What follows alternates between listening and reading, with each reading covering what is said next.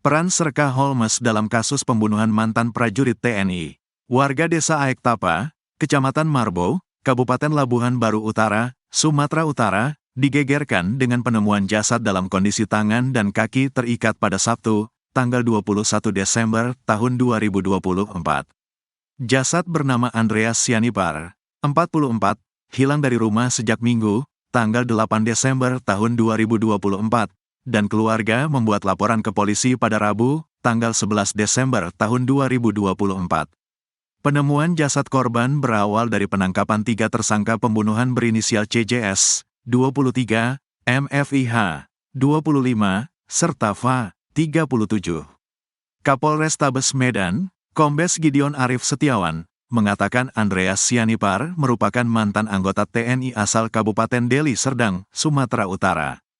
Diduga Serka Holmes Sitompul menjadi otak penculikan dan pembunuhan terhadap Andreas Sianipar yang sebelumnya berpangkat Serka. Kasus ini berawal ketika Serka Holmes menyuruh tersangka CJS menjemput korban menggunakan mobil.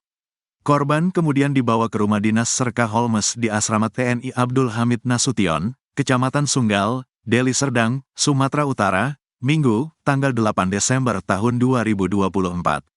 Di sana korban dianiaya hingga tewas oleh Serka Holmes dan 2 tersangka suruhannya, MFIH dan FA.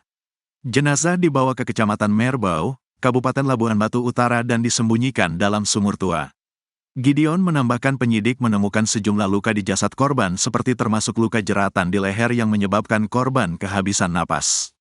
Kesimpulan awalnya, korban kehabisan napas akibat jeratan di leher. Lalu, pembekapan di hidung hingga tidak bisa bernapas, tuturnya. Akibat perbuatannya, ketiga warga sipil yang berstatus tersangka dijerat pasal 338 subs pasal 170 ayat 3 subs pasal 333 ayat 3 KUH pidana. Sedangkan Serka Holmes diserahkan ke Pomdam I Bukit Barisan karena berstatus TNI aktif. Adik korban, Anggito mengatakan Serka Holmes dan Andreas saling mengenal. Menurutnya, Andreas diculik dan dianiaya hingga tewas karena dituding menggelapkan mobil. Ini bengis sekali. Penculikan dilakukan seorang aparat yang seharusnya dia melindungi, bebernya.